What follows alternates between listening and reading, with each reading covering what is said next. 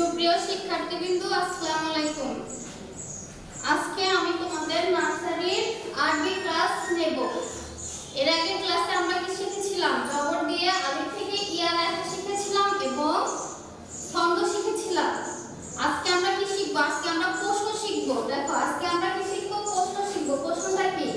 আমাদের মহানবী সাল্লাল্লাহু আলাইহি সাল্লাম সম্পর্কে আমরা আজকে প্রশ্নগুলো মনোযোগ দিয়ে সবাই করব এবং মুখস্থ করে নেব। এটা তোমাদের যেহেতু মৌখিক বিষয়, তাহলে সুন্দর করে পড়তে হবে না?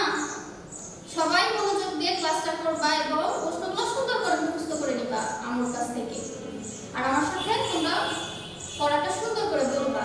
তাহলে দেখো, আমাদের মহানবী সাল্লাল্লাহু আলাইহি সাল্লাম, এটা তোমাদের আরবি বইয়ের 12 পৃষ্ঠাতে দেওয়া আছে। 12 পৃষ্ঠা যদি বের করো তাহলে তোমরা এই প্রশ্নগুলো সুন্দর করে পর্যায়ক্রমে পেয়ে যাবে। তারপরে আমি তোমাদের ক্লাসটা শুরু করছি। তাহলে দেখো, তোমাদের প্রথম প্রশ্নটা আছে কি? তোমাদের প্রথম এক নাম্বার প্রশ্নে আছে যে সর্বশেষ ও সর্বশ্রেষ্ঠ নবীর নাম কি? আমাদের সর্বশেষ ও সর্বশ্রেষ্ঠ নবীর নাম কি আমরা কি জানি? হযরত মুহাম্মদ সাল্লাল্লাহু আলাইহি সাল্লাম। তারপরে দেখো, তোমাদের 2 নাম্বার প্রশ্নে আছে আমাদের নবীর নাম কি? দেখো, আমরা জানলাম না যে সর্বশেষ ও সর্বশ্রেষ্ঠ নবীর নাম কি হযরত মুহাম্মদ সাল্লাল্লাহু আলাইহি সাল্লাম। তাহলে আমাদের নবীর নাম কি হবে? আমাদের নবীর নাম হযরত মুহাম্মদ সাল্লাল্লাহু আলাইহি সাল্লাম। তারপরে দেখো, তোমাদের 3 নাম্বার প্রশ্নে আছে মুহাম্মদ শব্দের অর্থ কি? দেখো, হযরত মুহাম্মদ সাল্লাল্লাহু আলাইহি সাল্লাম নামটা শুনলাম, কিন্তু মুহাম্মদ শব্দের অর্থটা কি আমাদের জানতে হবে না? আমরা যেহেতু আমাদের নবী সম্পর্কে প্রশ্নগুলো করতেছি, সেহেতু আমাদের জানতে হবে না? তাহলে দেখো, মুহাম্মদ শব্দের অর্থ কি? মুহাম্মদ শব্দের অর্থ কি? মুহাম্মদ শব্দের অর্থ প্রশংসিত। কি? প্রশংসিত। তাহলে মুহাম্মদ শব্দের অর্থ কি? মুহাম্মদ শব্দের অর্থ প্রশংসিত। তারপরে দেখো, আমাদের 4 নাম্বার প্রশ্নটা সবাই লক্ষ্য করো, মনোযোগ দিয়ে দেখো। দেখো, আমাদের 4 নাম্বার প্রশ্নে আছে তিনি কোথায় জন্মগ্রহণ করে? তিনি বলতে কাকে বোঝানো হয়েছে বলো তো? হযরত মুহাম্মদ সাল্লাল্লাহু আলাইহি সাল্লামকে। তাহলে তাহলে কি হলো? হযরত মুহাম্মদ সাল্লাল্লাহু আলাইহি সাল্লাম কোথায় জন্মগ্রহণ করে সেই প্রশ্নটা এখানে। সেজন্য এখানে শুধু তিনি ব্যবহার করছে। যেহেতু আমাদের নবীর নাম আমাদের মহানবী সাল্লাল্লাহু আলাইহি সাল্লাম করতেছি, আমরা প্রথমেই আমাদের নবীর নামটা জানলাম। তাহলে তো এখন বুঝতেই পারবো যে তিনি দ্বারা কাকে বোঝানো হয়েছে এখানে। তাহলে তিনি কোথায় জন্মগ্রহণ করে? তিনি মক্কা নগরীতে জন্মগ্রহণ করে। কোথায়? তিনি মক্কা নগরীতে জন্মগ্রহণ করে। তারপরে দেখো, 5 নাম্বার প্রশ্নে দেখো কি দেওয়া আছে। 5 নাম্বার প্রশ্নে দেওয়া আছে তার পিতার নাম কি? মানে হযরত মুহাম্মদ সাল্লাল্লাহু আলাইহি সাল্লামের পিতার নাম কি? তার পিতার নাম কি? তার পিতার নাম আব্দুল্লাহ। অর্থাৎ হযরত মুহাম্মদ সাল্লাল্লাহু আলাইহি সাল্লামের পিতার নাম কি? আব্দুল্লাহ। তারপরে দেখো, 6 নাম্বার প্রশ্নে আছে যে তার মাতার নাম কি? 6 নাম্বার প্রশ্নে কি আছে? তার মাতার নাম কি? এখানে দেখো, তার মাতার নাম কি? হযরত মুহাম্মদ সাল্লাল্লাহু আলাইহি সাল্লামের মাতার নামই তো এখানে বলা হয়েছে। তার মাতার নাম কি? তার মাতার নাম আমিনা। তার মাতার নাম কি?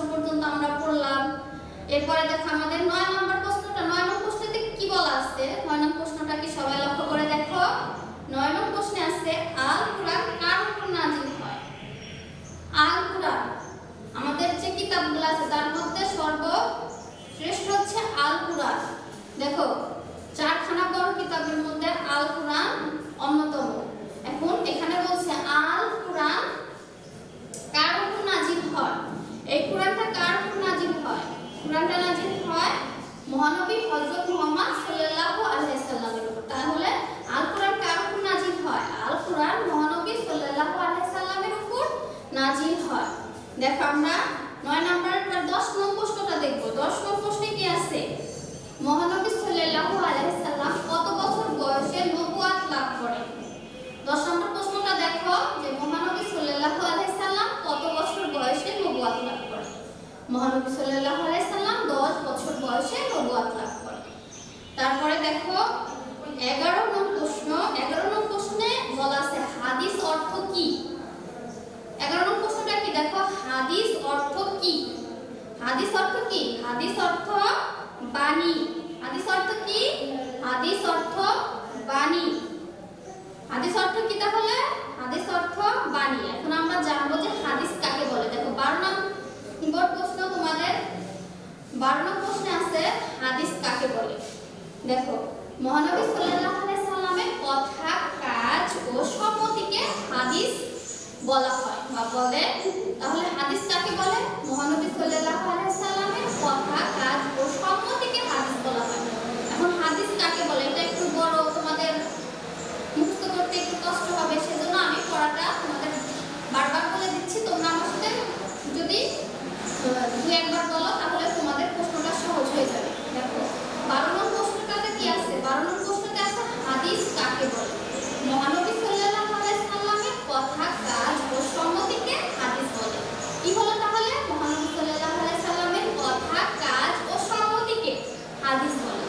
মহানবী সাল্লাল্লাহু আলাইহি সাল্লামের কথা, কাজ ও সম্মতিকে হাদিস বলে।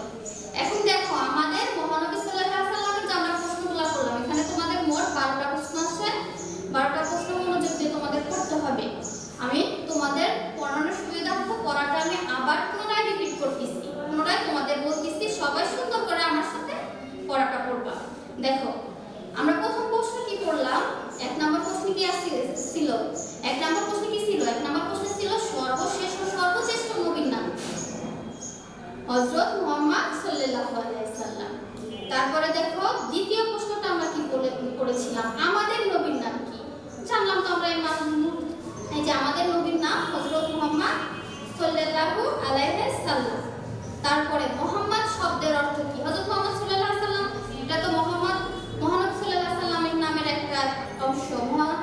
এখানে সেই কথা বলা হয়েছে যে মুহাম্মদ শব্দের অর্থটা তোমাদের জানা প্রয়োজন। তাহলে দেখো তোমাদের 3 নম্বর প্রশ্নে বলা আছে মুহাম্মদ শব্দের অর্থ কি? মুহাম্মদ শব্দের অর্থ কি? মুহাম্মদ শব্দের অর্থ প্রশংসিত। মুহাম্মদ শব্দের অর্থ কি? প্রশংসিত।